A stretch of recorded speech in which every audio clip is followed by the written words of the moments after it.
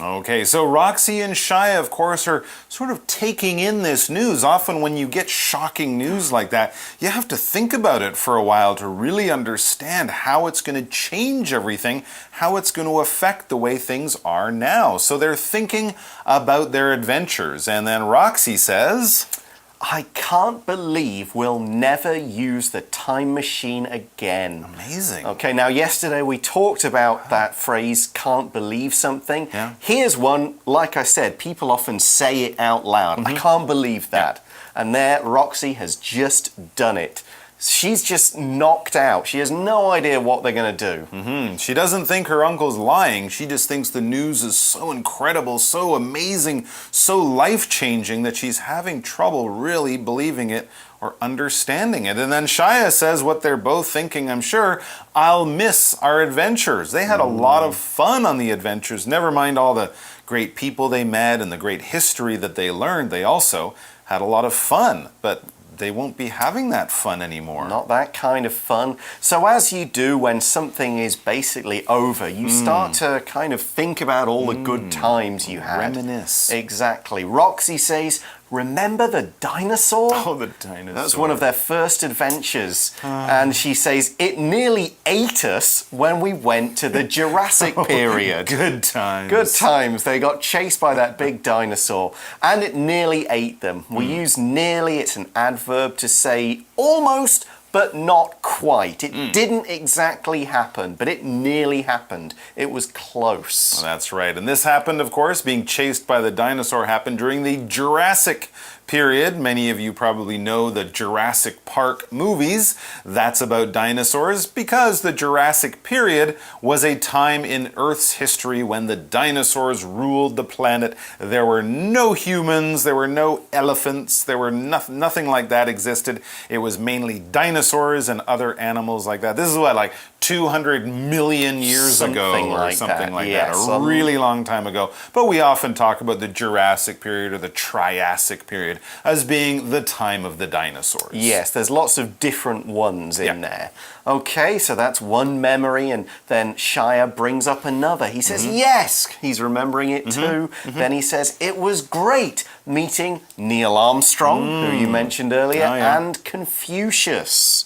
Yeah, at the same time? Not at the same time. No, I was going to say they didn't live at the same time. These are just two examples. Two different people they met. The amazing people they met on separate, different adventures. That's We're right. not saying Confucius went to the moon. All right, and then back to Roxy. Roxy saying, we helped Santa and saw the first Thanksgiving. That's true. These are some of our holidays that they kind of explored the history of. They met Santa at the North Pole. And they didn't go to the North. They helped him. Oh, that's true. They saved Christmas. Helped him deliver the presents. And they were also, of course, in America for the first Thanksgiving with the Pilgrims. Okay, so they keep remembering all these things, and of course that leads Shia to say, at least we have lots of great memories. That's true. Now this phrase, at least, this is used to add a positive comment about a generally negative situation. Kind of saying that if there's nothing else good that we can think about or take out of it, there is this. Yeah. It's not 100% bad. So you might say, well, it did rain all the time we went to the beach, but at least, you know, we got to hang out and have a good time. That's right. You're pointing out the good thing that kind of was in there in a bad situation. Yes, and in this case, the good thing was memories. That's right. They have great memories. These are the things they're talking about now, the memories of all of their adventures. Memory, it's a noun. It's spelled M-E-M-O-R-Y. Memory.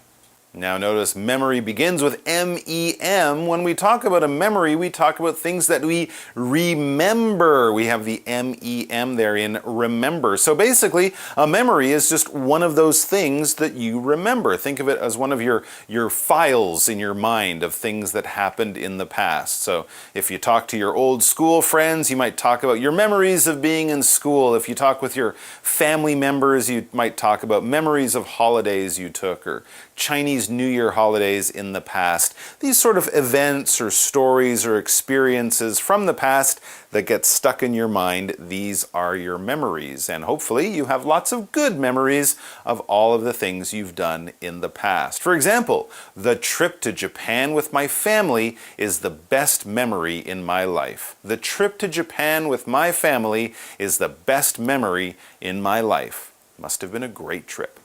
Okay, so we're now going to go forward in time a bit later. Okay. Because Uncle Andrew is preparing to leave. He's going. He is going. It's really happening. Yeah. Now, in that bit of description, we use the verb prepare. P-R-E-P-A-R-E. Prepare. It's a verb and it's our next word power word. So to prepare means to make or to get yourself ready to do something, or you could prepare for something that you expect to happen. You could prepare to go on a trip by packing all your things, your clothes, getting money for the new country, get your passport. You're preparing for your vacation. And here's another example. I will stay up late tonight and prepare for the exam. I will stay up late tonight and prepare for the exam. All right, well, I guess they're going to be saying goodbye very soon. So as they're starting to say goodbye, Andrew says, take care of yourselves, kids. Take care of yourselves, kids. It's something we often say when we're saying goodbye or wishing someone well. Take care of, this phrase is a word power phrase. It's a phrase power word. Yep. It's important, so we'll talk about it. It's 3 words. Take care of, T-A-K-E, take, care, C-A-R-E, and then of, take care of. Okay, you take care of things when you protect them, when you look after them, when you care for them, all right? So we, for example, take care of the things that we own. You don't just throw your phone on the ground, you place it carefully on a table. You might lock your bike up when you're not using it so people don't steal it. And if you give water to your plants and food to your pets, you're taking care of those things. But we can also use it as a greeting or as a way of saying goodbye. Take care of yourself means, be safe and do all the right things you need to do to be happy and healthy. You could also tell people, especially young people, you might say, take care of your mom or take care of your dad, because these are people in our lives who might need help. So the person who's saying goodbye is just sort of saying, be careful, have a good, safe life, and make sure that the other people around you also feel your love and care. For example, Valeria has to take care of her dad because he is sick. Valeria has to take care of her dad because he is sick. Okay, so Uncle Andrew has said his goodbye. Yeah. Now, Roxy's going to say it, probably with a tear in her eye. She says, we'll miss you, Uncle Andrew. Yeah, we'll miss you. And then Shia says, thanks for lending us your time machine. Yeah. I'm assuming he's emotional. He might just say, thanks for lending us your time machine. Yeah. Because, of course, it was Andrew's machine, but he let the kids use it as if it was their own. He lent it to them. Okay, and with their goodbyes said, we see Uncle Andrew goes to the future. And so does the time machine. That's it. So as It's this gone. happens and Andrew goes and the time machine goes, Roxy turns to Shia and says, so, what do we do now? Well, it's a big question, No but time machine. Shia has had a bit of time and he's got an answer.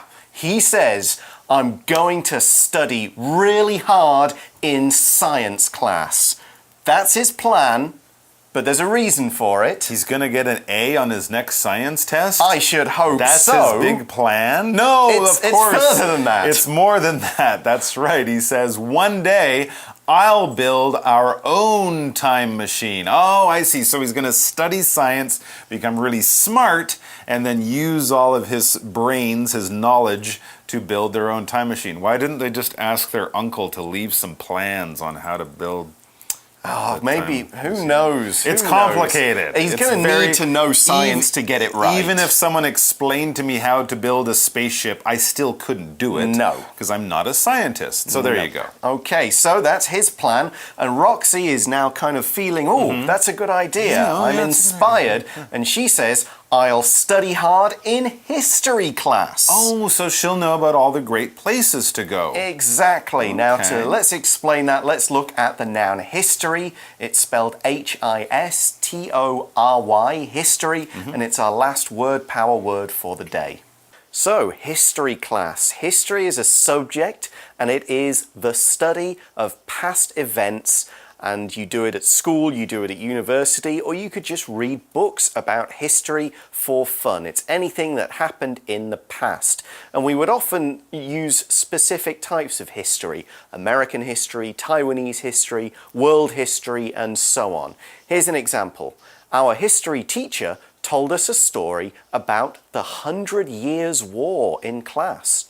Our history teacher told us a story about the 100 Years' War in class.